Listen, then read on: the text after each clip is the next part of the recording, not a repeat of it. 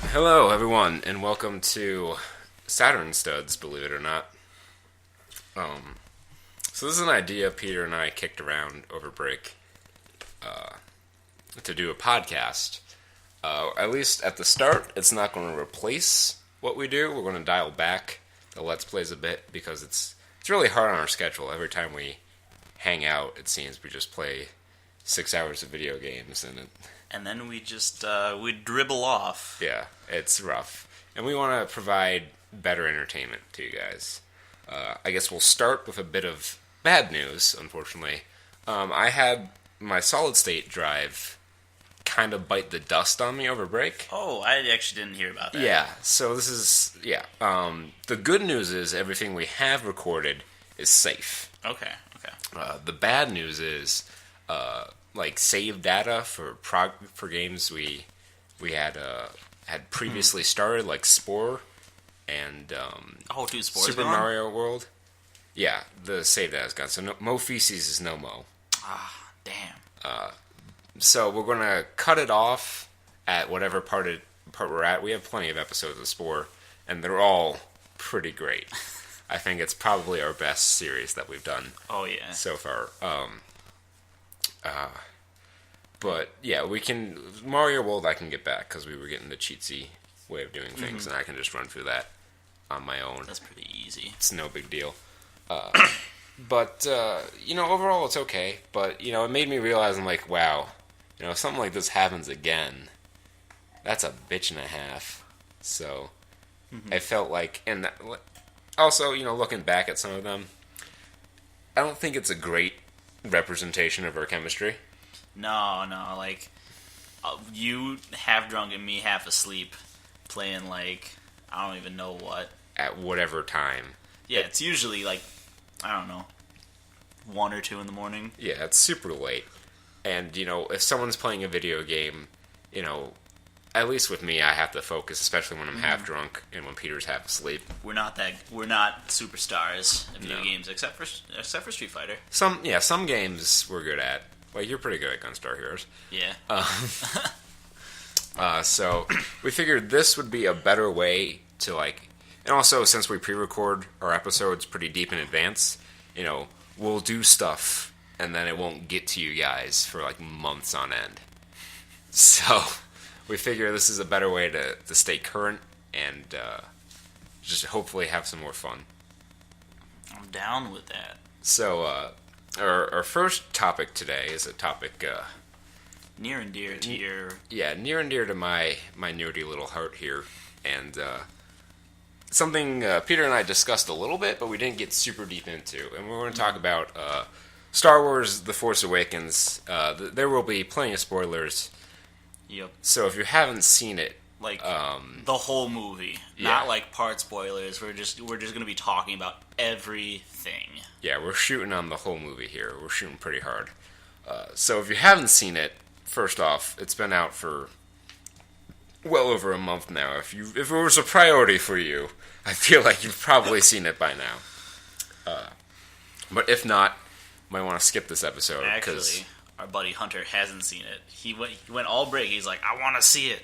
I haven't seen it. I'm like, how did you not go to it? Yeah, so I guess a bit of background.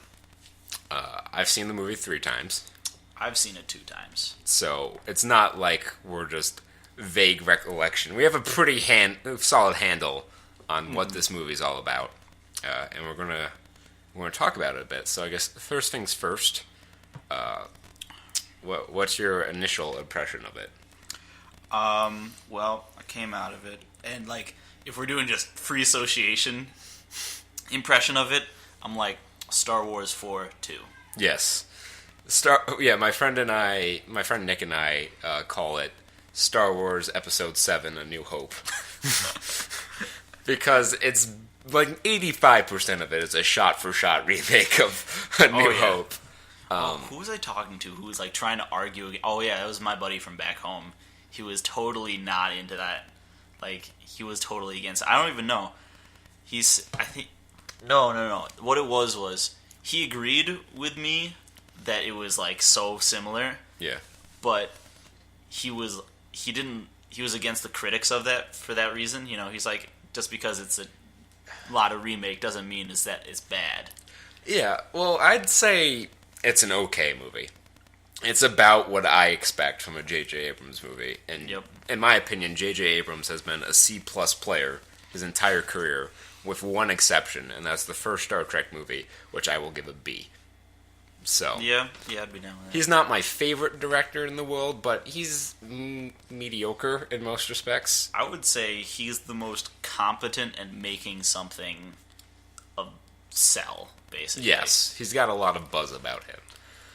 So when I first saw the movie, I really did not like it at all. There were many times in the theater where I just kind of held up my finger and was like, but how? And why? And those were never explained. But the more I saw the movie, like each time I watched it, I enjoyed it a little bit more for what it was. Yeah. I still don't think it's that great a movie. I think it's about as good as Revenge of the Sith. I put it in that tier. And I don't hate Revenge of the Sith. It's the only one of the prequels I can just sit down and watch and not, like, go blind with nerd rage welling up inside me. Yeah. Same friend says he couldn't take that one... No, it was Empire Strikes Back. He said he couldn't take that one seriously. Empire's the best! Yeah, he's like... he lost seriousness in it when they got to the Ewoks. Oh, that's Return. Oh, is that Return? Yeah, that's Return. Oh, okay. Crap. Yeah. Crap. I was about to say, how can you, like... And I felt like I was taking crazy pills. Because everyone on the internet was like, oh my god, it's so great. There were a lot of people like saying, it's the best Star Wars movie ever. And I'm just sitting over here in my hipster glasses being like, you seen Empire, bro? Because that's definitely the best one. I guess we can talk now a little bit more about, I don't know where to go from there without just devolving into rants. So maybe you can take over some structure. I'll segue into the actual movie from our impressions. When it really hit me that it felt like a remake when they were making the plans to get into Starkiller Base. And they were all sitting around making the plans. Here's the weak spot. We need someone to sneak in and do this. And I'm like, oh, I think it felt like a remake. Actually, it felt like a remake pretty early on for me. Because when they got to Jakku, which might as well have been called not Tatooine. Yeah, like they could have even called it Tatooine. I would have been less upset with it just being Tatooine. Yeah. So the movie starts off on a strong note. I really liked the opening scene. I felt it was cool. It made the First Order look evil. Kylo Ren looked like a badass for like the first 2/3 of this movie. Yep. And then something happens that we'll get into. And when I go off on my rant about all the things I didn't particularly care for. I will say I did notice that. I noticed early on that they were at least trying to establish like sort of parallels. Yeah. When I saw, there's a Sith Lord doing his awesome Force power. Yeah. Which is a pretty badass power. Yeah, that opening when he stops that bullet, that was pretty intense. I was like, oh, damn! I haven't seen that before. And then I remembered, oh, wait, it was in Empire. I think one of my biggest mistakes was I watched the original trilogy, like, back to back to back to back. Mm-hmm. Like, right before this, the specialized editions from Peter Harmey. Look him up on YouTube. Does... this wonderful thing where he takes a bunch of different sources and recreates the original theatrical release of Star Wars. I have to look that up. Empire Strikes Back and Return of the Jedi in like Blu-ray quality. It's really something special. I think I still have them on this computer. I would like to do that because it's been, you know what? I'm not gonna lie, it's been a long time since I've seen the original trilogy. Yeah. So I watched the original trilogy, and I was able to, like, pick out more of the, like, story gaps than I think I would have if I hadn't. Mm-hmm. So that may have been a mistake on my part. But, if the mistake I make is watching the movies that precede the sequel... Which is something that will absolutely happen when it comes onto DVD, and they go, hey, let's watch all the Star Wars. Yeah. It's gonna be even closer than what you had. You watched it a day before. They're gonna watch it 5 minutes after 6. Yeah, and it's just like, first off, they don't do a good job of explaining anything. And now people who run in my circles might argue, well, Kurt, you don't like the prequels because of all the Senate scenes and stuff, and it's all exposition. I'm like, it's too much exposition in the prequels, but I don't fault them for trying to explain shit to me. Like, some of the stuff they spend an inordinate amount of time explaining could be explained visually. This could not. Like, what happened to the New Republic? Why is it a little bitch? Why do we need this separate resistance group to fight a splinter organization of the Empire that was defeated in the movie before this? Why do they have so much power, and where do they get the fucking money to build a planet-sized Death Station? It doesn't make a whole lot of sense, and they're just like, oh, what are you... Like, why even bother with the New Republic if its only mention on screen is being destroyed? They do absolutely fuck all in this movie. And the thing you saw your main characters fight for in the original trilogy is just wiped away in, like, 30 seconds. It's wiped away in the title crawl. Yeah, there's, like...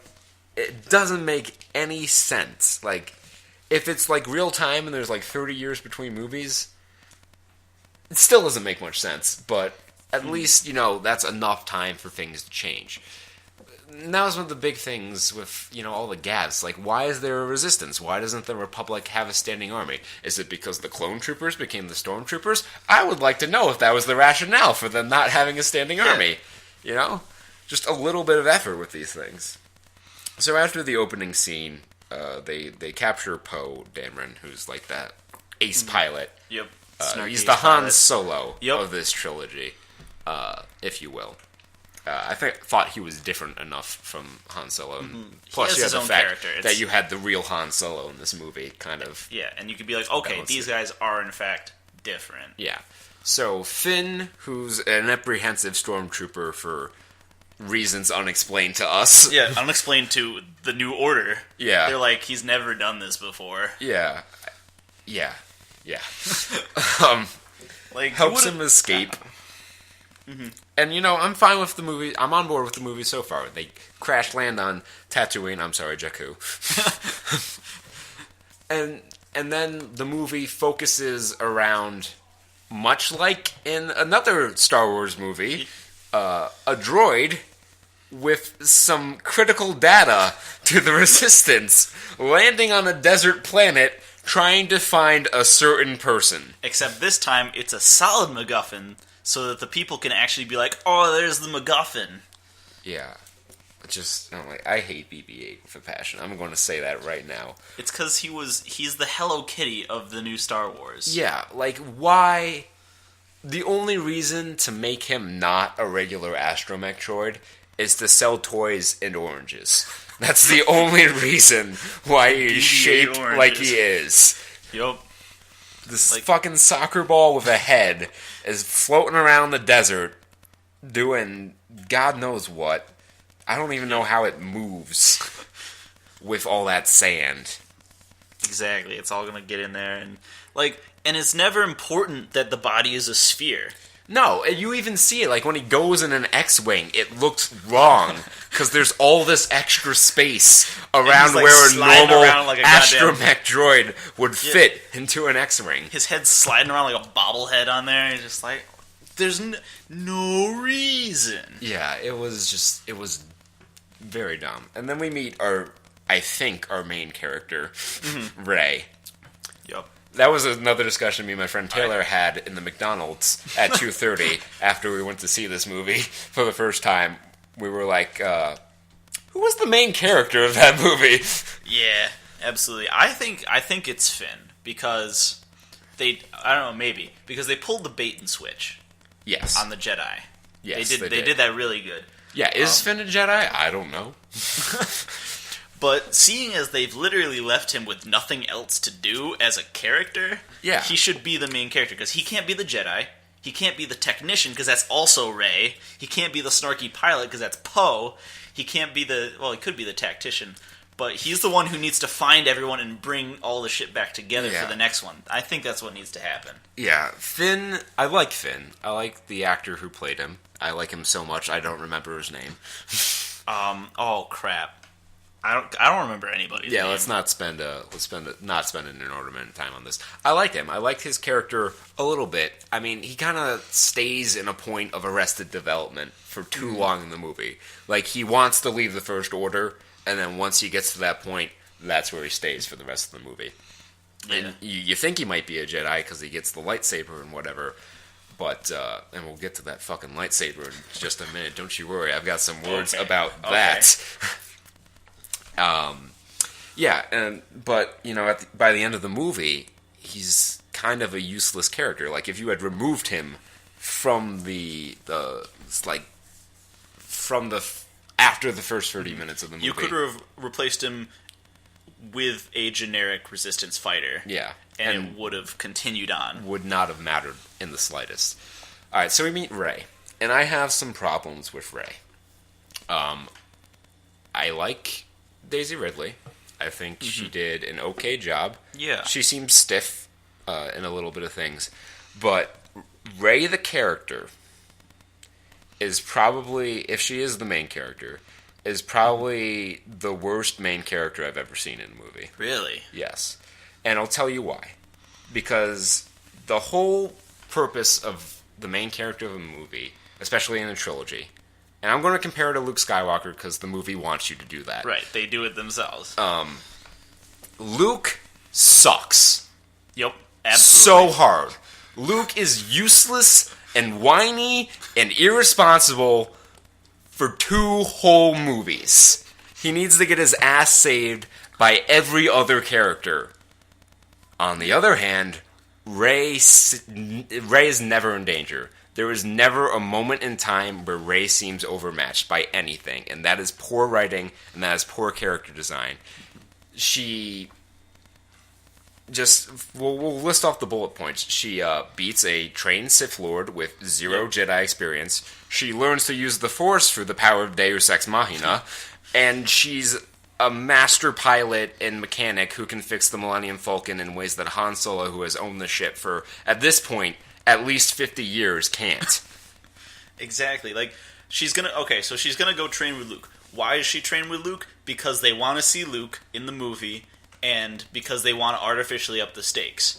Because of that topic where Snoke was like, I have to finish the other half of your training, Kylo, so we can have a big battle in the next one. Yeah, and we'll get to that more when we get to the end of the movie, and I'll rant further on it. But Rey is just kind of sloppily handled.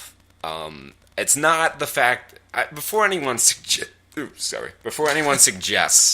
that the only reason I don't like Rey is because she's a woman and I'm a sexist is just asinine. Because she...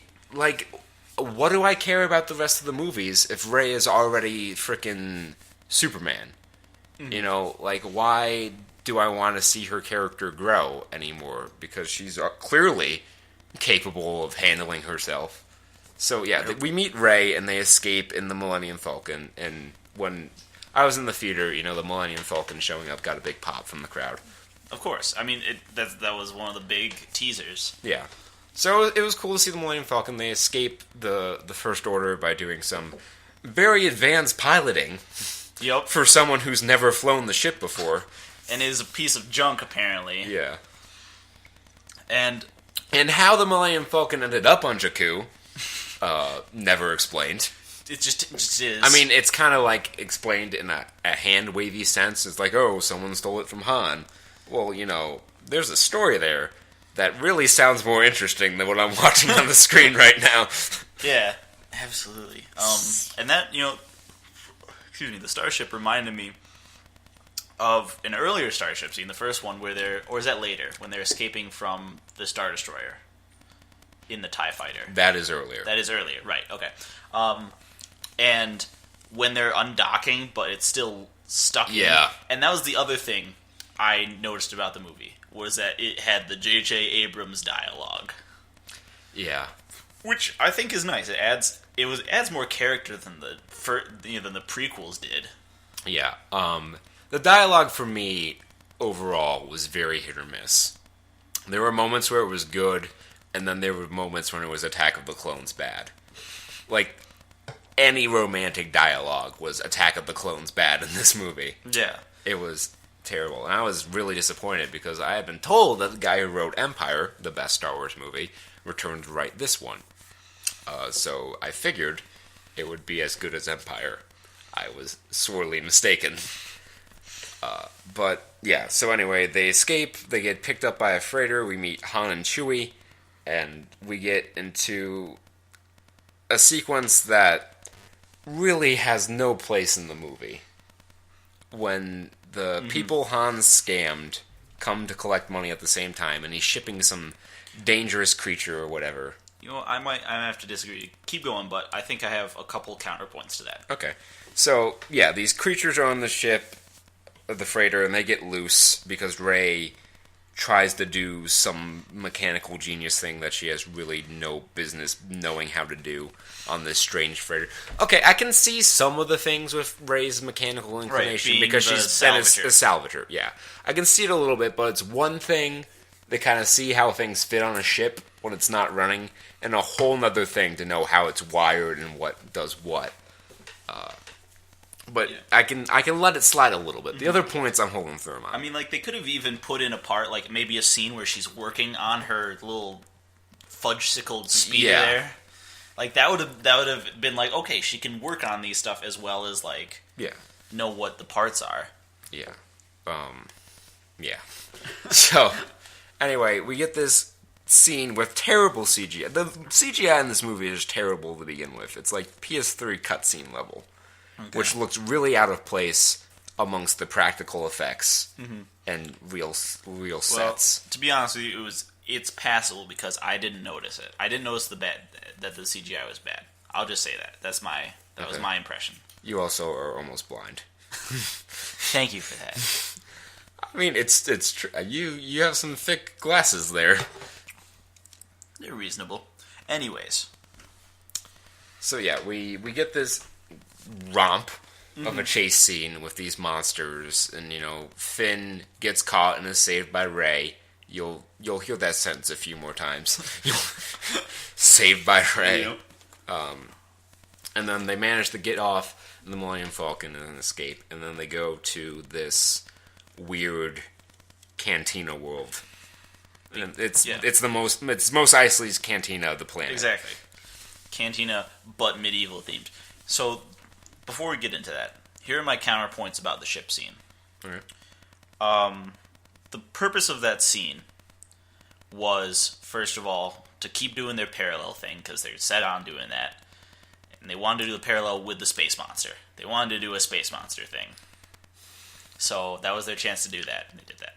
And that was also the chance to introduce Han Solo in an action environment, because that was what he was doing for most of the movie. I think there probably were some better ways to do that. I won't disagree with that. And on your thing with the paralleling sort of thing, just because they want to do that doesn't mean they should. No, I'm not saying that. I'm not saying that they should do that. I'm just saying that it fits with their entire MO for some of the theming in this movie. Okay. I think we're going to have to agree to disagree on the necessity of that scene. But, I see your points. Yeah, I'm just saying it was necessary to them. Right. It wasn't necessary to the movie, but it was necessary to their goals when they were making this. Like a lot of things in this movie that could have been changed. Yeah. Okay, so we get to this bar planet, and Han, talks to this orange, weird-looking CGI abomination. Mrs. Yoda, yeah. The CGI characters in this movie really stand out amongst the puppets and practical effects, and they just look really bad. If it wouldn't have mattered to make this character a puppet, and I think it would have looked at least 5 times better. So she gives him some intel about where to find the Resistance, and Finn wants to run off because he knows the First Order is going to come after them and strike with the fury of 1,000 hells or something like that. Yeah. And then Rey wanders off into the basement, called by something. and the something turns out to be Luke Skywalker / Anakin Skywalker's lightsaber. Now, this is the first time in the movie when I had to hold up my finger and be like, what? You mean to tell me that this lightsaber was recovered by this random-ass lady from the bottom of Cloud City, a city that was completely evacuated and probably destroyed by the Empire and Empire Strikes Back. And even if it wasn't destroyed, all the people left, so the Empire left. It was a completely unprofitable mining facility. Who would go back to salvage that? And who's to even say the thing, landed on something solid? Everything seemed to be a giant trash chute leading out to the clouds of this gas planet. So where the hell did they get this lightsaber from? Fan service, that's how. Plot device of the movie. I totally didn't. Like I said, I haven't seen it in a while, and I totally forgot that he lost his lightsaber, and that's why he has the green lightsaber. Mm-hmm. Yeah, wow. That's... Oh. And another thing, she's like, the lightsaber, it calls to you. First off, how the fuck does this bitch know that? She ain't force sensitive. Second off, the same lightsaber that murdered 30 children calls the Rey.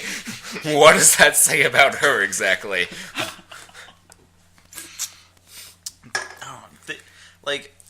There would totally be a better way to do that. Maybe there's...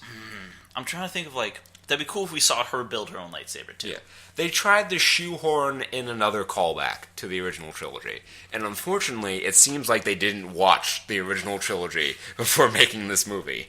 Because they would have known that just doesn't work. So anyway. That's another J.J. Abrams thing. I remember seeing some reviews where, the way he does movies that are based on already existing property is he really goes for the feel and tries to capture the essence of it. But a lot of the details that the fans love, he can miss out on. Right. I remember seeing one review where they examined the turbo lift scenes in Star Trek. Right. And that the turbo lift, the sound of the turbo lift matches how the turbo lift is actually moving within the ship. But since that's such a background detail, Abrams missed that when he made the Star Trek movie. Right, yeah. And, to be fair, that's a little thing. Right. I'm sure 85% of the people who watched this movie didn't even notice. But it was something that really bothered me. Because it was like the straw that broke the camel's back, Mm-hmm. There were little things that didn't make sense and there weren't explanations for. And then they pulled this shit out. And it's such a forced-in callback that doesn't make any sense canonically. And it just really, it irked me. And granted, it probably doesn't matter to most people. And it really doesn't matter to the rest of the movie. But it just, still, it felt lazy. Because it seemed like they didn't care about the original trilogy. Because they pretty much spat on the original trilogy within the first hour of this movie. They're like, oh yeah, all that stuff that they did in the original trilogy, yeah, it doesn't matter. It's done. The Empire, the rebels are still fighting the Empire, basically. Watch the new stuff. Yeah. So the First Order attacks, we get... This is something J.J. Abrams needs to realize. And granted, it doesn't matter, because he's not directing the next film, thank God. Lightsaber duels are more exciting than blaster shootouts. The ratio of blaster shootout to lightsaber duel in this movie was out of whack. Really? You don't think that, the rule of teasing cool stuff works here too? I'm not saying that you needed to have, 30 minutes of lightsaber duel versus 10 minutes of blaster shootout, but there was far too much blaster shootout in the movie. I mean, and it was like they were forced. They didn't advance the plot any, really. It was like an action scene for the sake of an action scene. And that's one of my criticisms of Abrams as a director, is that his action scenes never really advance the plot. They're just there for the sake of being there. Yeah. And, I'm going to come at most of this movie from a different standpoint from you, because That's fine. Yeah, no. Yeah, I think I can come in and show the perspective of a kid who knows a reasonable amount about Star Wars, but isn't deep in it. Right. And while you're not like, extended universe delver. I'm pretty bad. Oh, you are? Okay. Yeah. Well, then perfect. We have a perfect contrast. For me, when I saw the action scenes, I don't remember a lot of the blaster shootouts. I remember they existed as blaster shootouts, and there's an action scene there. But for me, the lightsaber scenes were bombastic enough that they stuck out in my mind. But the first 3 action scenes in this movie were essentially blaster shootouts. You had the opening scene. You had them on the... You have space battle, which I'm going to count as a blaster shootout. Say what you will about that. And then, the blasters were involved in the monster chase. And then you had this one. And granted, in the middle of this one, Finn busts out a lightsaber. Right. And that's what I remember about that scene. Yeah, and that's my point, is that it's a more exciting thing, and you remember it more. You don't remember the blaster shootouts because they're boring. And you don't spend $11 to sit through a 2-hour, 16-minute movie to be bored by a third of it. That's why you buy an Xbox Live. No, you don't buy it. Yeah, you buy Xbox Live, yeah. Yeah. And you go play COD. If you want to see people shooting from cover for yeah, however long. I don't want to... That's not what I want in my Star Wars movie. I like it in appropriate doses. If I really want to see, like a hardcore Star Wars shootout, I'll go play Battlefront. Yeah. Like, go back to the original trilogies. Where were the blaster shootouts in that? There was one at the beginning. The very first scene was the Rebel scene. Yeah. Right? And then you don't get another one until the Death Star. Well, you get a little one where they're escaping. Oh, yeah, that's true. Right. But that's still like 20 more minutes into the movie. And it advances the plot. Because they found their pilot, they're going to Alderaan, but the Empire's found them. So it's not like thrown in there for the sake of being thrown in there. It's, it makes sense in the context of the movie. And I have a side thing about that point. So that action scene, that's a great action scene. Because you see, the whole scene is them moving towards the ship. Yes. And getting it. It's a short, but every single moment is being used. Yeah. Where, as in the invasion scene here, it's battle, battle, battle. Oh, hey, plot advanced. Yeah. When he suddenly kidnaps her and suddenly takes her, and everyone just goes and the scene's over when the plot advances. Yeah, and this is the one time where Rey was in any sort of danger. Was when Kylo Ren stasised her. Because Kylo Ren is Darth Revan. Don't tell me he isn't. He uses the Force powers from Knights of the Old Republic, and he has the look. He's Darth Revan. Yeah. Only far less cool. As we will see in a little bit. Yeah. So, yeah. He takes Rey away, plot advances. They're all like, oh, how are we going to get Rey? And then, I don't even remember. How did they find out about Starkiller Base? Did they shoot up the planet? No, they see it. I think I don't know how they find Starkiller Planet. I think they track them back there. Right, yes. And then they see it blow up what I assume to be Coruscant. Yeah, they blow up the New Republic worlds. Because you never didn't want to see the New Republic, right, guys? They meant so much. They were so involved in the movie. It was such an emotional thing.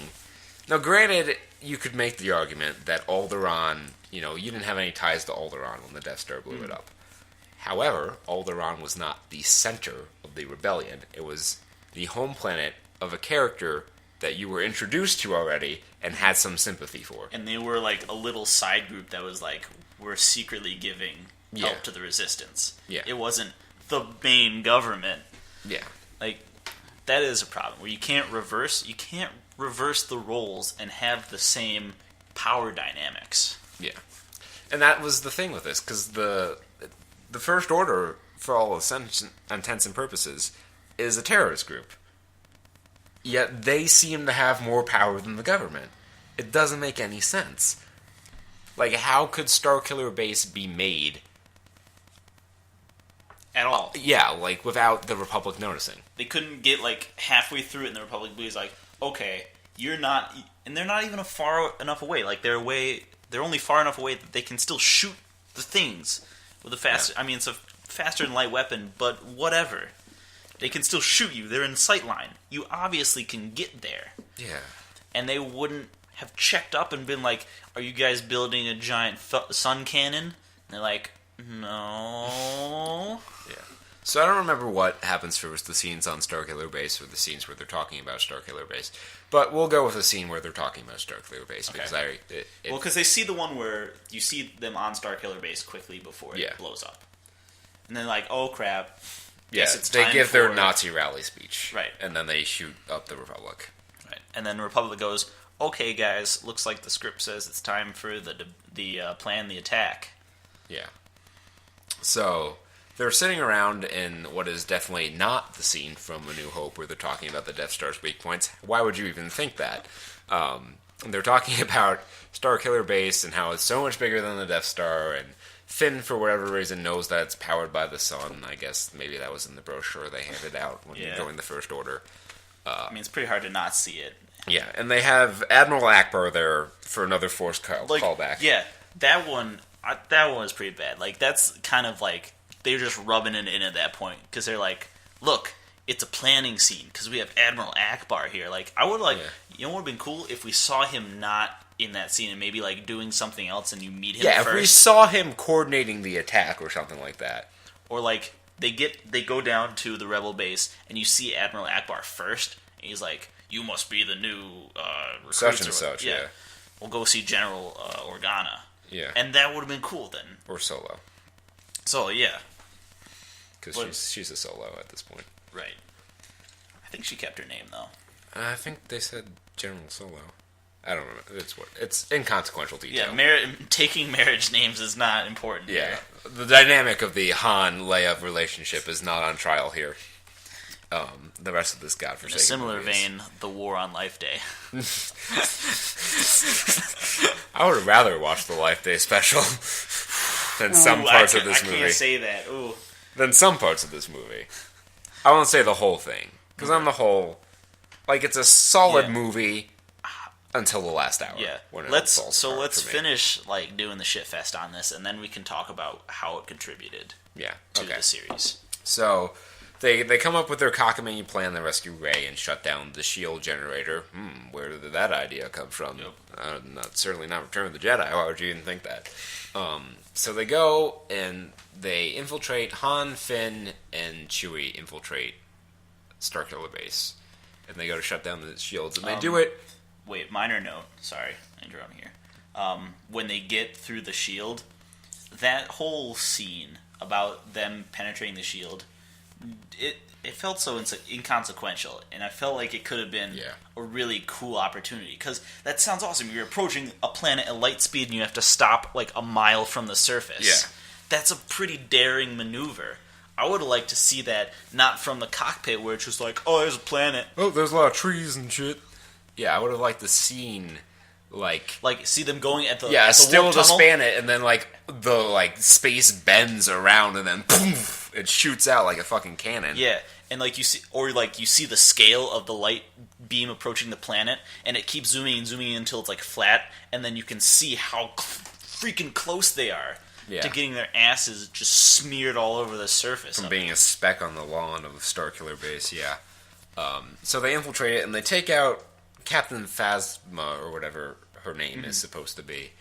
And, this is another thing. They introduce this character. That was another, in the first scene. And she turns out to do absolutely nothing. She shuts down the shield and betrays her army. Yeah, I really hope she comes back, because otherwise, that was for nothing. Complete waste of character.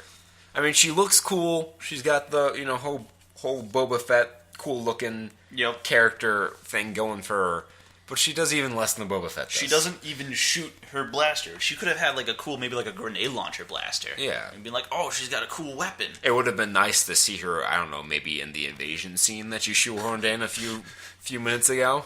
It's certainly a better choice than sending Kylo in there. Yeah. Speaking of Kylo, we get to the interrogation scene where he takes off his mask and it's revealed to be Adam Driver, and he looks like he should be working at a Starbucks somewhere and not running a evil empire. That's when the character I lost the character. The intimidation falls off with the mask. Yeah, it's just gone from that point. And While I will say they did a good job at making that interrogation scene feel real rapey.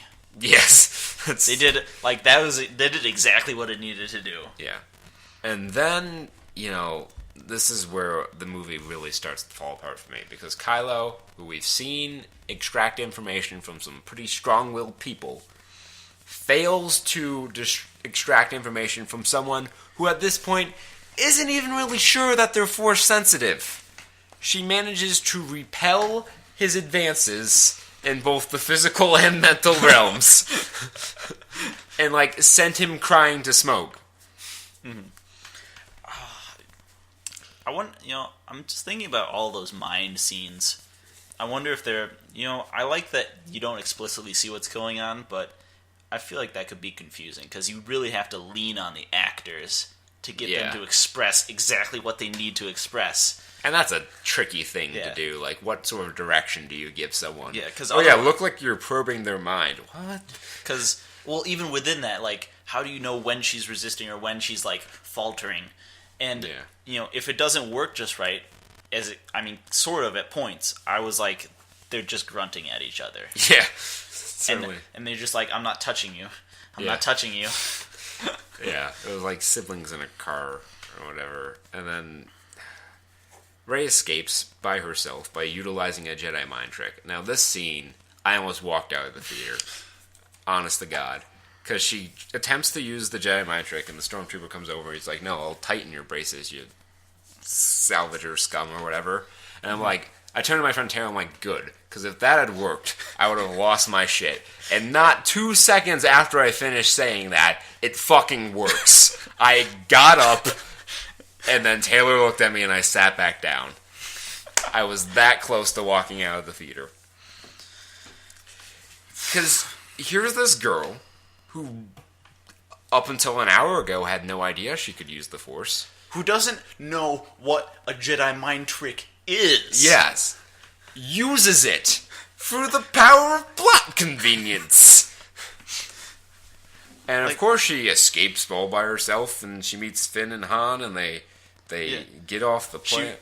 She never gets to be rescued by Finn, which they were trying to do, and which works, but then doesn't happen. No. She rescues herself, because she's Rey, and she can do just about anything she wants. She's the Chuck Norris of the Star Wars universe, it would seem. Here's what would have been a great scene. If they had to go and Finn splits off from the group, goes to save Rey, right, and he just has his lightsaber. Like, maybe he didn't pick up a blaster or something. Right. And he has to fight through all the stormtroopers, and then you think, wait, maybe he, even though Rey is sort of being led on to be force sensitive in the Jedi of this movie, you're like, well, maybe he can still use a lightsaber, and he's, halfway competent with it. Right. And then he saves Rey. Yeah. That would have been better. And then she doesn't take the lightsaber, still. Yeah. So that he can still do that forest fight. Yeah. So, we're getting closer to that. So they regroup, and they go to the shield generator to blow it up. And then, here comes the emotional gripping scene that everyone saw coming a mile away. Yep. Walking out. And alright, set it up. Okay. Set it up. So, Han and Chewie are planting charges, and they're doing their Han and Chewie thing. They've still got their great chemistry. They're planting charges, and then Kylo Ren shows up on the bridge. And Kylo, we haven't mentioned it, but Kylo is Han's son. Ben Solo. No, fuck that. He's Anakin Solo. Don't give me this shit. What damage would keeping the name do? Honestly, and it makes so much more sense. And to be perfectly honest with you, for a good portion of this movie, the first time I saw it, I thought Rey was also a Solo child, because she looks like the picture of the girl Solo child in the official guide to characters.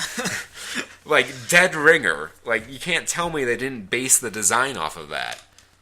But no, they had to go and meddle with stuff. And you get to see, once again, it's just that disdain for not disdain, just not... a general apathy toward the expanded universe. Right. Which, I guess we saw coming when George Lucas said, all bets are off, official canon is official, fuck everything else. Yeah, because their continuity cop was doing such a great job of making sure nothing got messed up that was previously established. Yeah. So, I'll pick up from where you left off. Okay. So, they're planting their bombs. And, like you said, Kylo Ren walks out on the bridge. And then they set up this scene. Han Solo goes out to meet him, and they pan out sideways. And you see he's walking out onto a bridge over a very mysterious deep drop. Cloud City! Sorry. Dual fates. And there's the light streaming on him, like, oh, this is gonna be... And, like, as soon as I see him, I'm like, oh, this is what's gonna happen. Yeah, Han's gonna die. I'm like, oh, shit, really?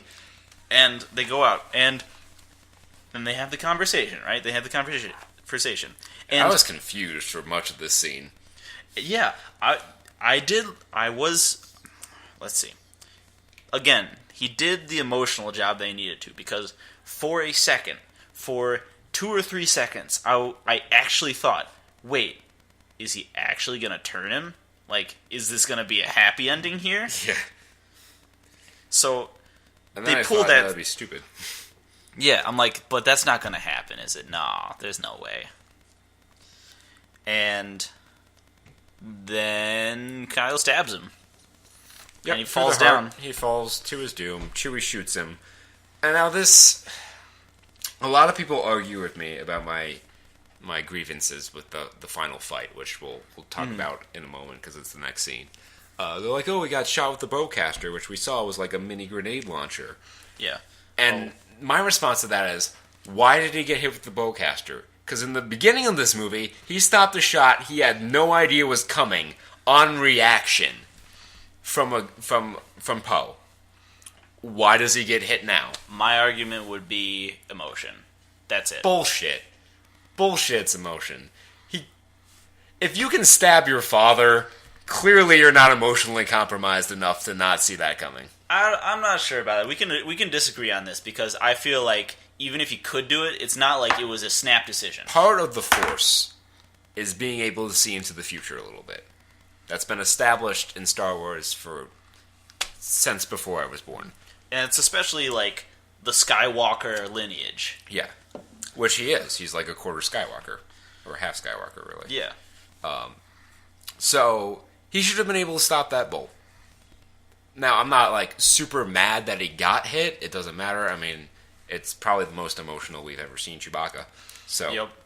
And, side note about the bowcaster, Han starts using it just now. He's like, oh, hey, I like this thing. Yeah, and that's dumb, because the bowcaster... There's a reason Han doesn't use a bowcaster before. Because only Wookiees can use it. Because they're fucking it'll hard. Break your fucking arm if you shoot it, and it takes Wookiee strength to cock. And then here's Han shooting like 3 straight shots from it. I'm like, no, you're supposed to cock it like after every couple shots. It's supposed to be a space crossbow. Yeah. Whatever. So we get to the fight scene. The big fight scene, lightsaber fight. This is what we come to see Star Wars for. This is what we get. We're going to get a fight. No, we don't get a good fight. We get Finn slapping around a lightsaber for a while, Kylo toying with him, and using the little crossguard for like the only thing it's ever useful for in the movie is to stab his Finn in the shoulder with it. And, you know, a problem I had with this fight, and it's just one of those things that, like, you're used to seeing things in a Star Wars movie, and I understand it's a Disney picture now, so they're going to pull some punches with some of the violence. But, you know, they're getting hit with the lightsaber, and it's only, like, scarring them a bit. Yeah. Back in my day, when you got hit with a lightsaber, your limb was coming the fuck off. Yup. Just one hit and it's done. Like, you were out of that fight as soon as you get hit. Yeah. I understand Finn's really inexperienced and you don't want to kill him, you know, this early in the movie, but it felt weird. It didn't feel like a real lightsaber. It felt like something from, like, a fan movie. Which, you know, I'll get to this when we go to the good stuff, because I want to put some of the lightsaber fights in as good stuff. Okay. So I will leave that for a little later. So they fight, and Finn gets force pushed against a tree because Kylo's not smart enough to kill him. Yeah. He's like, I'm just gonna slap you against a tree. And he's knocked unconscious or whatever. Yeah. So Kylo just, you know, forgets about him. Yep. I mean, and that's not a bad assumption because he doesn't get back up for the rest of the fight. And he goes to force pull the lightsaber to him. And do the Luke Skywalker in the Wampa Cave. Yeah, it's sitting in the snow. Where would we see that before? Yep. And he goes to force pull it, and it starts to come, but it flies past him, and Rey grabs it and ignites it. And when I first saw this movie, it got huge applause from the audience, and I look around and I'm like, really, guys? You're gonna applaud that? Oh, just applause in the movie in general. Yeah, I hate that. Just watch the damn movie, okay? It's not a stage performance. They can't hear you. Oh.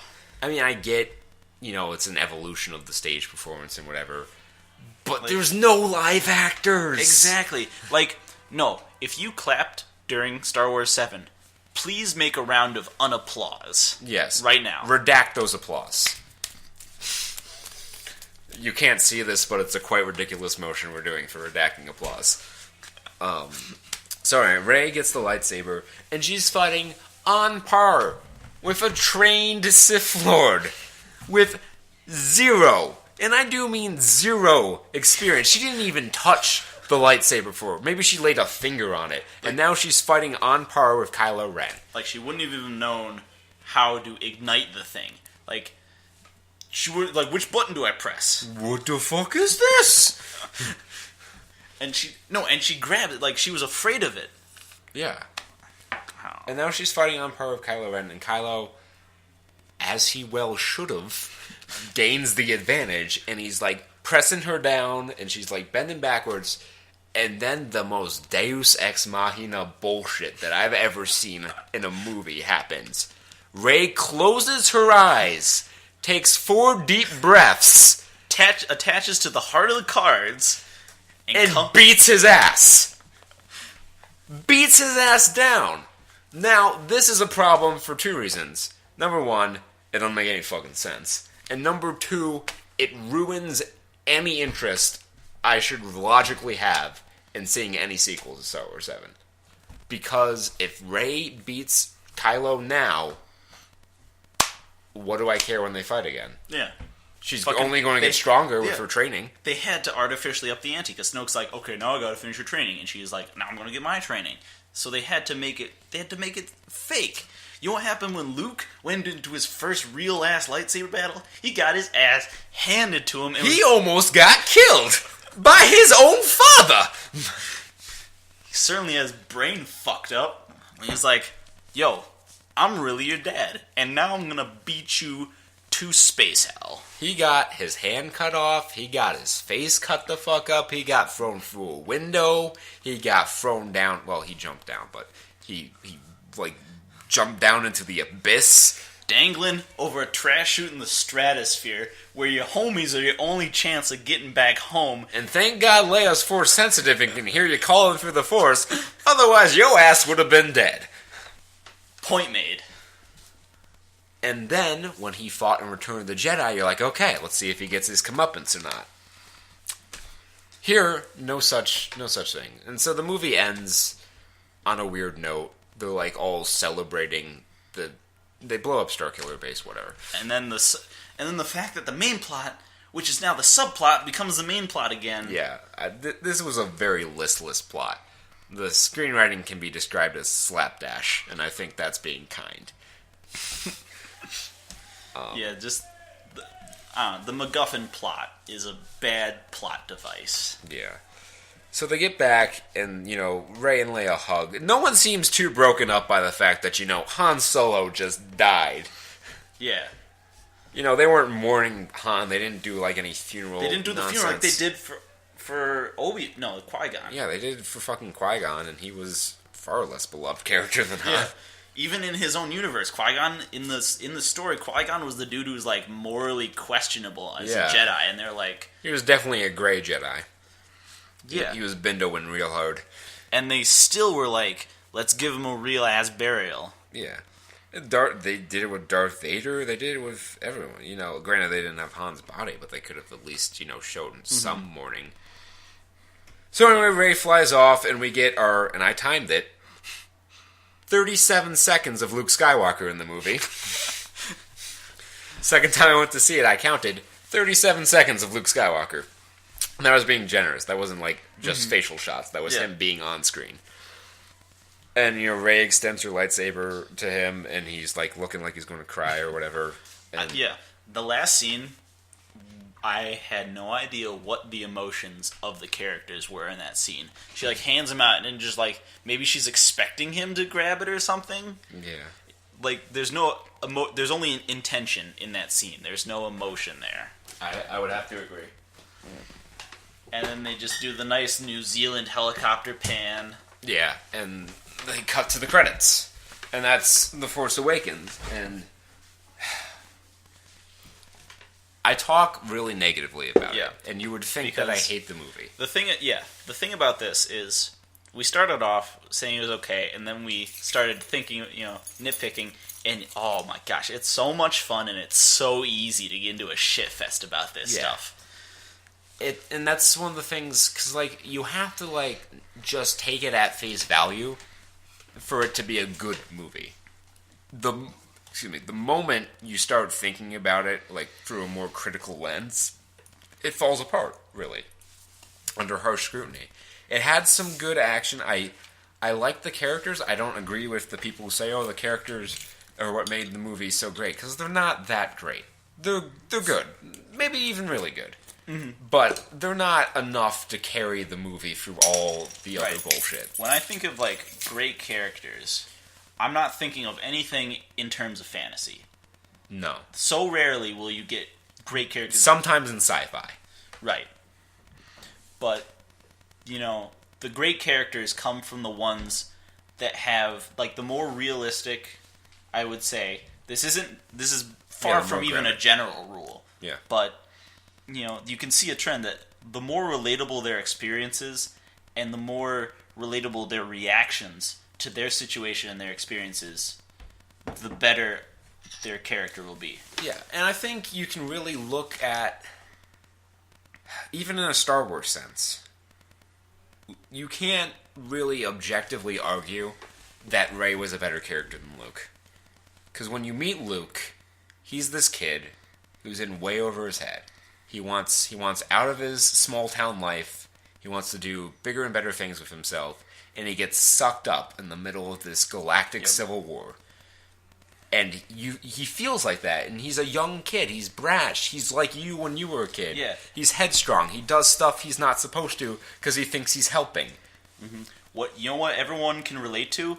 There's someone who everyone remembers who was in high school who would go out and he'd just be like, I'm pretty good at sports. You know, I can ride a motorcycle really well. I can do that stuff. You know, but they were just like a home kid who lived like on the farm or whatever, around the suburbs, and just really didn't do anything besides hang out with their parents or whatever. You know what you didn't have? You know what most people didn't remember in school? The kid who was like the homeless punk who had to like just got in street fights all the time. Yeah. I mean, I'm sure there are some schools where that's far more common, I'm sure, yeah. But, yeah, it's just... I'd say the first 2/3 of this movie, like the first 2 acts of this movie, are pretty good. Mm-hmm. They're enjoyable. But the last act is where it falls apart for me. But I came out of it pretty hopeful for episode 8. Because I think they set the table pretty well. Yeah. And if episode 8, if the improvements between 7 and 8 are as drastic as the improvements between 4 and 5, I think we're in for a good movie. I think so, yeah.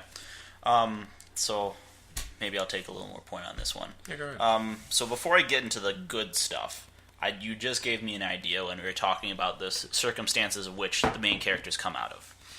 And that reminds me that, might you agree with my statement that where the original trilogy was a Western fantasy approach to a science fiction setting, this trilogy, or at least this movie, was more of a Eastern or you know, kind of almost an anime approach to storytelling. Because that's a big anime trope where they come out and the parents are already gone. Right, yeah. I'm just spitballing here. I don't know that I watch enough like anime to really have storytelling tropes from that down. But yeah, I can kind of see what you're saying with the point you brought up. Yeah, like where some of these things they're not meant for emotional impact, but as the fulfilling of a dramatic trope. Like you see the main character, the big friend dying that happens in a lot of anime. right. Not even as an almost as an emotional thing, but like it's all just filling a role. Yeah. The hero developing their powers through their force of sheer willpower. That's a pretty anime thing. I mean, and that works if you're the Green Lantern, Right. but not if you're the main character in a Star Wars movie. Exactly. I don't know, that's all I can think of from just me thinking about this right now. Right. Maybe if I keep thinking about it, I could probably come up with more. I could link it to more. Yeah, I was just kind of disappointed with the lack of originality in the movie. I understand it's a sequel, so it's going to be a bit derivative of the things that came before it. But there's a difference between a bit derivative and what we got. You know, it was too much. Yep. Episode 4. And that's going to be debated for a long time. Is that line between homage and I don't want to say plagiarism because it's not like I wouldn't call it plagiarism. I can't say that. Right. But copying on a level. Yeah. So, all that said, we'll do. So now I guess we're going to move into the second part of this. Probably less than half because it's always easier to say bad things about a movie than a good thing. So this might be shorter. Yeah. But this will kind of follow the first part where even though in the first part we were talking a lot of shit on the movie, but there were still like good points coming in when it felt needed. So we still might bring criticisms in of this movie even while we're talking good about it. So it'll be a little bit of both. And I'm going to start out at the end. Okay. First of all, the fact that he didn't do a stinger. That's a small thing, but I think it's a really important thing. I know because my dad sat in the theater and sat to the end while we were out in the lobby talking because he was waiting for the stinger. Right. And I think that's a really It's called a tag, by the way. Tag? Yeah. Okay. That's the industry term for it. Okay. But I think that's a trap that can be kind of fallen easily into, especially with this sort of big universe setup. Yeah. It's really mainly only used in the Avengers. Yeah. So, but it's it kind of comes in such a way whereas you can almost in the background you expect it in every sort of movie. Mm-hmm. And the fact that this movie didn't do that when it so easily could have to just continue the hype, right, and hey look, more rumor mill stuff. Yeah. And it didn't. That's integrity points right there. Yeah, I liked the fact that they used a lot of practical effects and puppets and stuff because I feel like even now with how good like computer generated imaging has become, it still looks more real when you have something real on set with you. And I like that they also used real sets. I thought the environments for the most part looked very good. They looked very much like they belonged in the Star Wars universe. Yep. The sand was sand. Yeah, the sand was sand. And I really appreciate, all the on-location shooting and real stuff that was in the movie. That said, some of the... I find this in a lot of the Star Wars movie after the original trilogy as kind of a really weird Easter egg. The in-world objects that are so obviously made out of random crap you found around because if you remember in the first in Phantom Menace, when they go into Anakin's house and there's that plastic highlight ball thrower thing, you know what I'm talking about. Yeah, and that's sitting there and it's just hanging from a chain.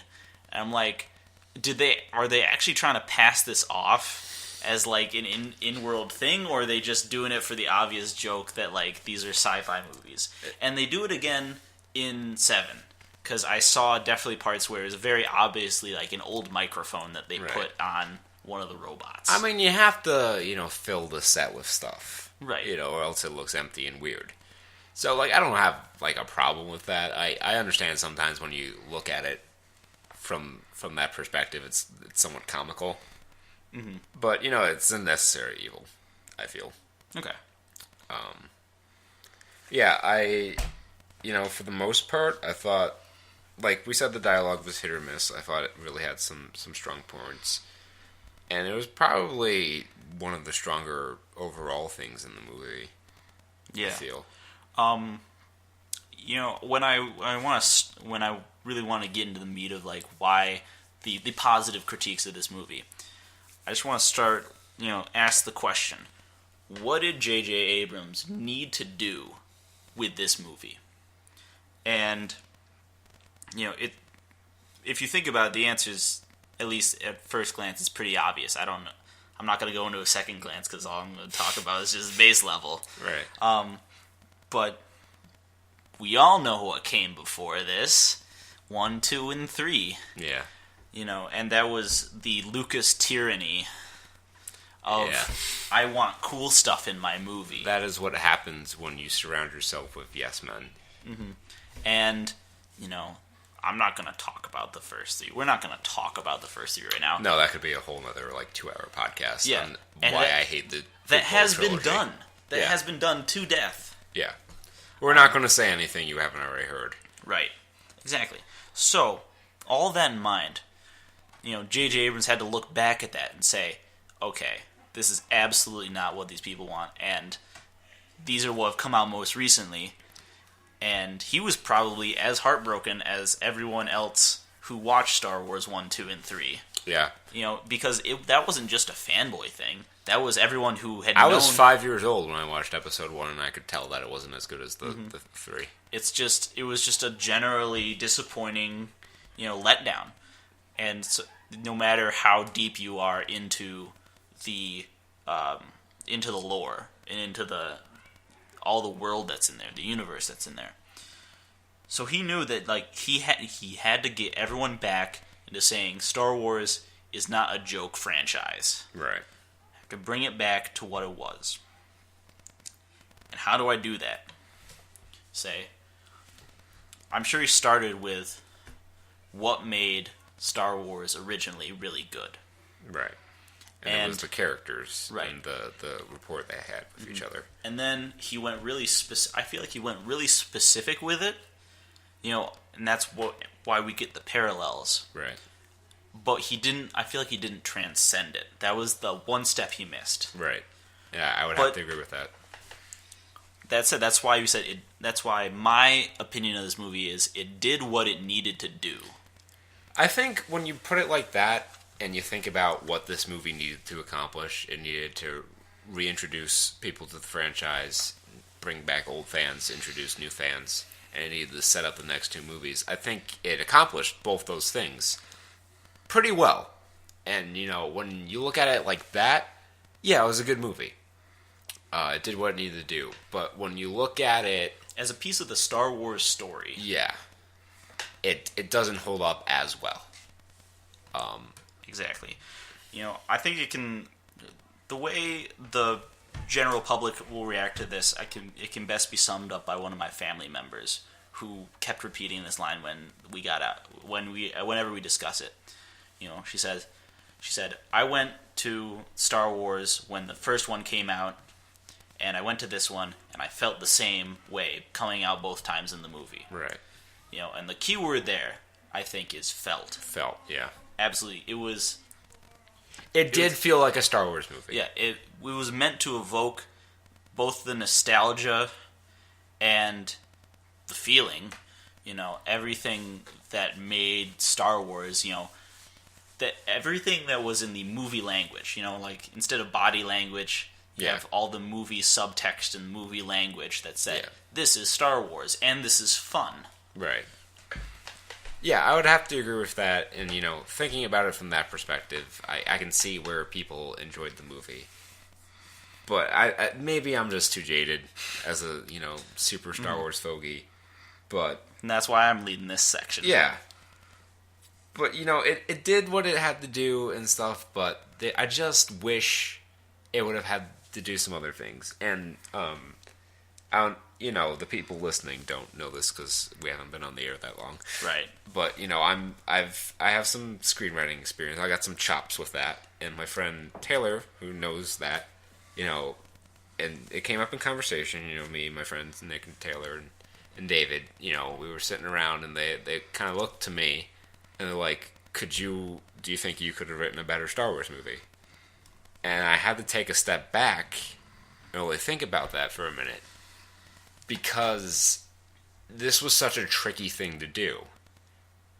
And I kind of have a little more respect for how it came out when I think about how tricky this was, because the story ended in episode 6. Yeah. You ask me, could I have written a better one? Sure, maybe I could have adapted some of the expanded universe novels and gotten a more cohesive Star Wars experience out of it. But I wouldn't really, if you asked me, just continue the story, don't look at, the expanded universe material, I wouldn't know where to start, really. Right. I think it's akin to, waking up a sleepy dog and have to take it on a walk. Where are you going to take it on a walk? The route it knows best. Yeah. Because I probably would have, I don't know how similar or dissimilar my version would have been to what actually exists. But it would have been hard for me because I don't really feel like episode 7 is something that I don't know if saying it shouldn't exist is a bit harsh, but I don't know that it needs to be here. Right. What it ended up being is something that has a hard time existing on its own. Right. Yes. And that's just an unfortunate reality of Disney buying this property and wanting to make their investment back on it. They're rolling out so many Star Wars movies now. It's like a new Star Wars movie every year or whatever their business model is. And, with the sequel trilogy, as I'll call it, you're taking something that didn't have a whole lot of room for expansion. Granted, the expanded universe novels, a lot of them are great, and a lot of them tell good stories, but they come across kind of like fan fictions, Right, because it's not... Some of them aren't as tied into the main story. They kind of feel like separate stories that exist within the greater Star Wars universe, where this has a direct sequel to, the main story that everyone knows and loves. So it's a tricky tightrope to walk. And so I can respect the movie we got and respect their effort knowing that. But it doesn't mean I'm not going to evaluate it critically. Right. Absolutely. So I'll get into the nitty-gritty instead of the nitty-gritty of this. Okay. First thing I think about when I think about what I like about the movie is when they do the lightsaber battles.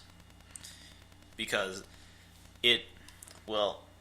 this already makes me draw criticism again on it, because I have to, it's better compared to 1, 2, 3. I thought Duel of Fates was pretty awesome. Duel of Fates was pretty good, but the general feeling of the Lucas, the prequel, all Lucas all the time trilogy was that all the Jedi they were all leaping and flying everywhere.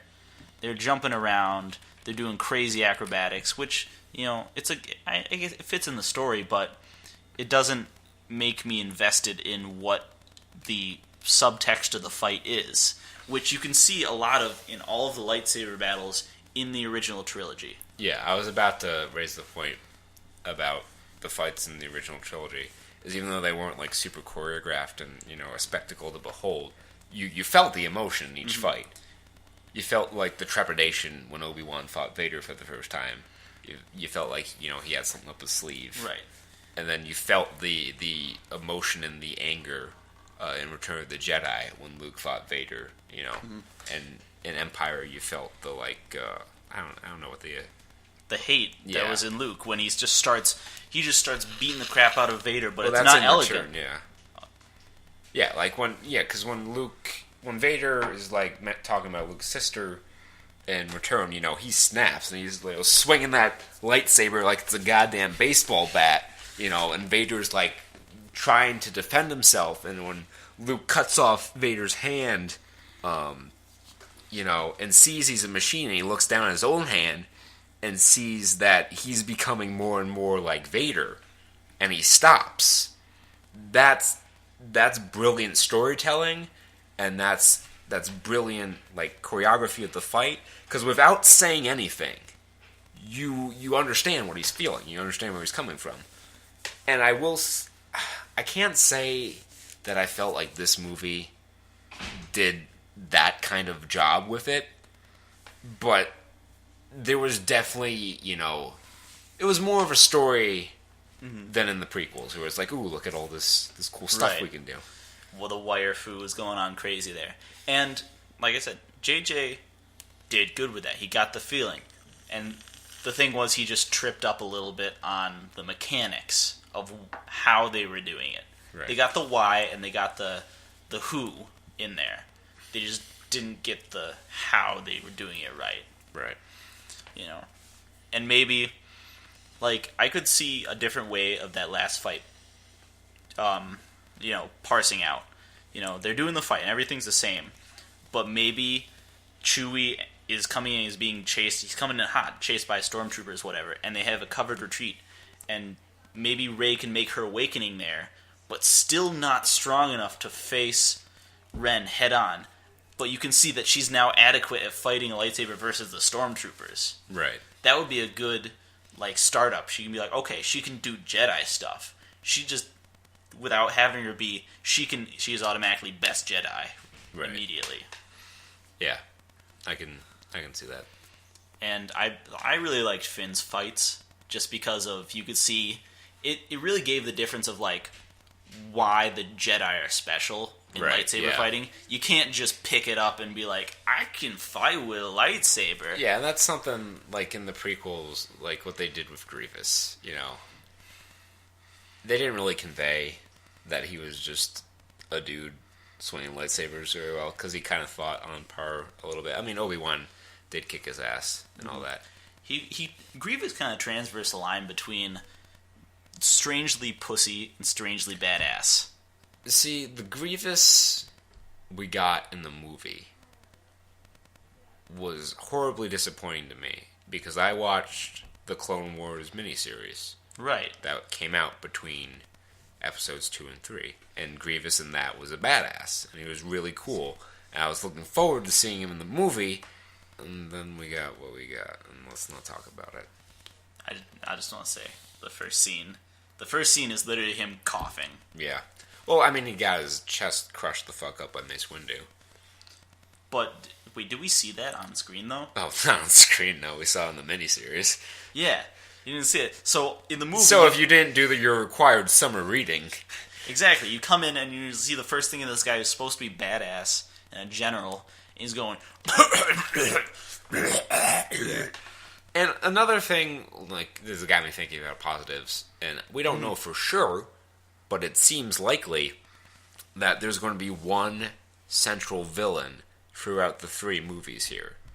Because in the prequels, you had a different villain every movie. Right. And it was completely unnecessary, and you didn't care, because they were just fucking throwaway villains. Mm-hmm. You had Maul in the first one, Dooku in the second one, and Grievous in the third. And you didn't give a fuck about any of these characters. Meanwhile, in the original trilogy, you had Vader in all 3 movies. And, they had time to build his character and make you, fear him and, understand him on a more psychological level. And hopefully they do the same sort of thing with Kylo Ren. So, that's another positive. Mm-hmm. It was interesting what they did with Snoke. They made him literally giant to make him, Maybe he's giant. I mean, it was a hologram. Maybe he isn't. Right. I don't know. I feel like that was kind of, I don't know. I felt like... That was a little... Why did he have to be an alien, on the nose, Yeah. It was it didn't feel... It felt like a why bother. You know what would have been cool is if we saw all the Snoke scenes set from behind Snoke's shoulder, so you only see their reactions to him. That would have been cool. Yeah, you do one of those. We didn't know what the Emperor looked like until Empire. Right. An hour into Empire. Exactly. Let's see. This is a big section. I don't know whether to call this a good thing or a bad thing, but I'm gonna run through this whole thing. Okay. So, some people make the criticism that 2, especially, felt like a video game. Some of the fights look like video games. Yeah, I can see that. And I saw that a lot in this movie. And like I said, I don't know if it's a good thing or a bad thing, because I think about it, I'm like, that would be cool to do a video game of that. Now here, let me try and lay out the entire all of Star Wars 7 as a video game. Poe Dameron is the tutorial. You learn how to use your blaster, and you know how to do all the basic motions, and then he gets immediately fucked up and goes. Right. And then you're introduced to Rey, and you get your main character, and you get your first levels using the stuff you just learned in the tutorial. And you meet BB, and you meet him, and now you have your companion sidekick who you can do more stuff with, right? Right. And now we go to Finn on the ship, and you do a short escape sequence, and then you learn how to fly the TIE Fighter, and now you learn pilot controls. So now you do Star Battle gameplay. Right. And then they immediately crash. You have some more levels. Maybe you have your first boss fight when Rey and Finn fight. Right. Right. And then you have the scene where they start invading. So now you have to do. Call that a fight. Right. Where he just But they could his ass out. They could totally make it into a fight, like a chase scene. Yeah. And at the end, you have to like duke it out. Like the fight versus it was an Ultimate Spider-Man, which I know I'm throwing an obscure game title out there, but you have the boss fight as Venom against Electro is literally a chase. Yeah. For most of it. And like even early in the game, you could have a fetch quest where you have to salvage scrap for food. Right. Right. And then you do the escape sequence, and then you can do an escape sequence. I know EA's listening to this, and they're already fucking coding it. Oh yeah. And then you do the Millennium Falcon. There's your second space battle, and you have to, maybe you get a gunner sequence, in there, and then they go, and then you're now on the ship with Han. You have to do like a stealth section where Han Solo is scoping you out on the ship, and you have to hide from him. Right. And then you're on the frigate, and you have to fight the 2 gangs, and also run from the jump scare monster that's hiding around the corners, like it's Dead Space or something. Dead Space, man. And then you go to this is probably the only place where it breaks down is the when the cantina scene happens and there's nothing. Just a cutscene. Yeah, maybe it's a hub world.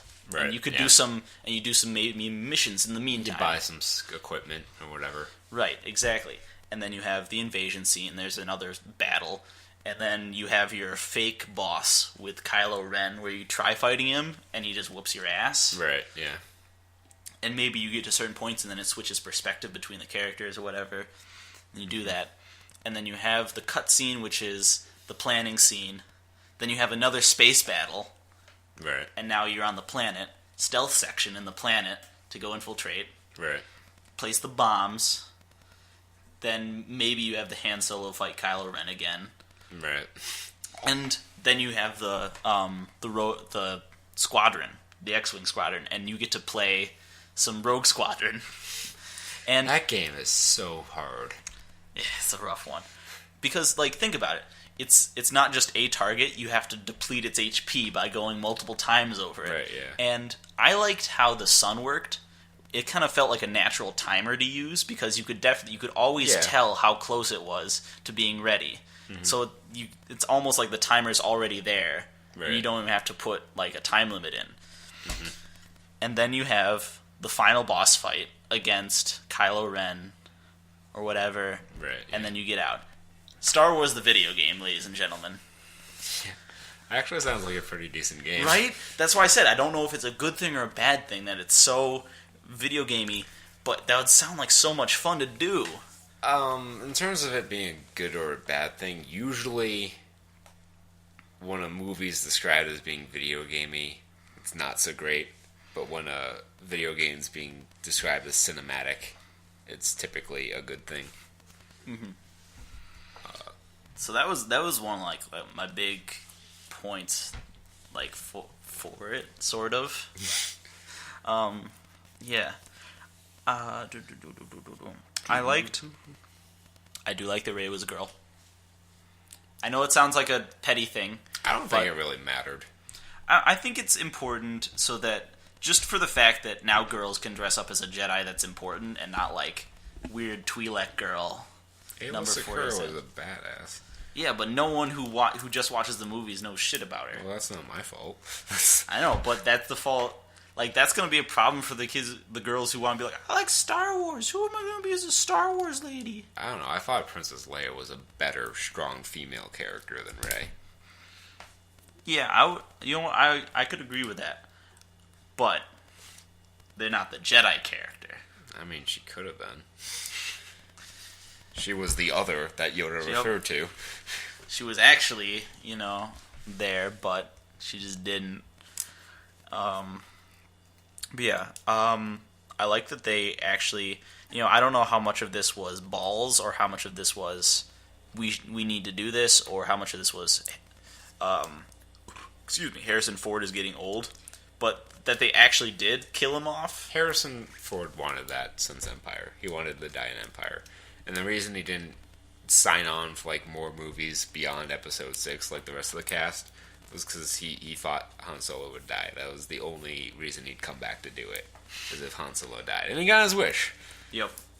So, I think that was something that definitely needed to do, which I feel like is one of those easy things that they could have messed up on. Like the tag. Right, yeah.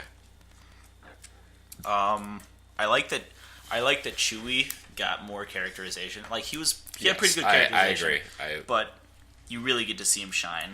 I really thought this was a strong Chewbacca movie.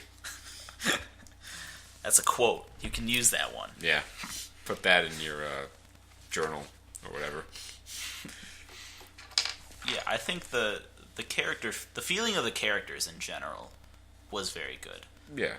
They felt like Star Wars characters. Orange Yoda felt like the sassy old lady who knew all the shit that was going down, but in a different way than Yoda. Mm-hmm. She wasn't like the wise old, I've seen some master. shit sort of guy. Yeah, he's like the streetwise, yeah, I run this joint. The fuck you want? Right. Yeah.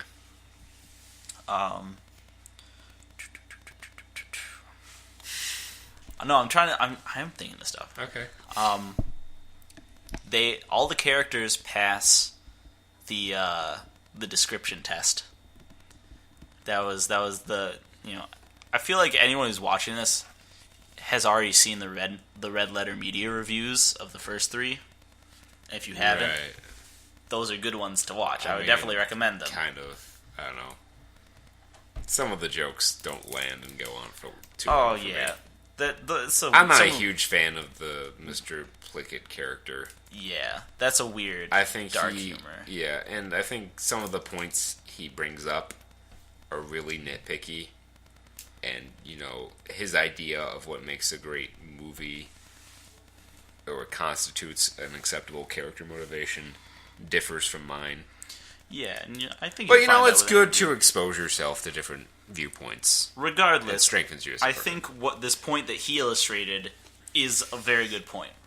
He asked his friends to describe various characters from the Star Wars universe. Oh yes, that part was without saying what they look like or what they do, and it showed a very strong disparity between the prequel trilogy and the original trilogy. And I feel like these characters, you can describe them. Wait. Do they? Now that I'm actually thinking about it. They really don't, actually. Poe works. Poe, yeah, you could kind of do Poe. Finn, no. Leia, no. No, not in this one. She's a plot device in this. She's a throwback, for the sake of throwback. Han, yeah. BB-8 passes almost. Almost. Chewie passes. If hatred counts as a descriptor. Yeah, Kylo passes. Yeah. If only for the fact that he's a whiny asshole. Yeah. Snoke passes. No, does Snoke pass? No. Because the only thing you really have to go on is that he's tall and he looks weird. He looks like an uncircumcised penis. Croaking. Okay. Croaking. I think you can do. There's one trait for Finn that you can have, and that he's fearful. Yeah, I guess. And Fearful and Rey has reluctance. Yeah, I guess. That's about the extent of it. Yeah. All right, so maybe I'll reform that. Some of them do. It's a hit and or miss. It's better than it was. Rey, like the You have easiest more way. of a shot at it. Yeah. And if I really sat here and thought about it, I could probably come up with something. But, you know. Oh, I remembered Finn's actor's name, John Boyega. Okay, yeah, him. But here's the. Apply that name to whatever I said at the beginning of this podcast. All right, give me some free association of the characters in this movie. Give me a name or a character or something that happened. I'll give you like the easy snap judgment on this. I don't know. No? No. All right, Finn, black stormtrooper dude, fake main character. Fake. Rey, new Luke Skywalker, desert lady. Han Solo. Yeah. Old Harrison. No, not Han Solo. Han Solo. Han Solo is old Harrison. Old Han Solo, yeah. Yeah, old Harrison Ford.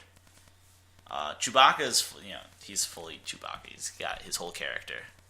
BB-8, round orange, lighter thumbs Fucking up. stupid ass bullshit motherfucker. Let's see, Kylo Ren, like I said, whiny jerk. Fake, Grand Moff Tarkin, Grand Moff Tarkin. Mark II. Not Grand Moff Tarkin. Yeah, you have your not Boba Fett, you have your not Yoda, you have your not R2-D2. You're not Empire. You're not Rebellion. You're not Tatooine. You're not Darth Vader. You're not an original movie. Oh, Slam.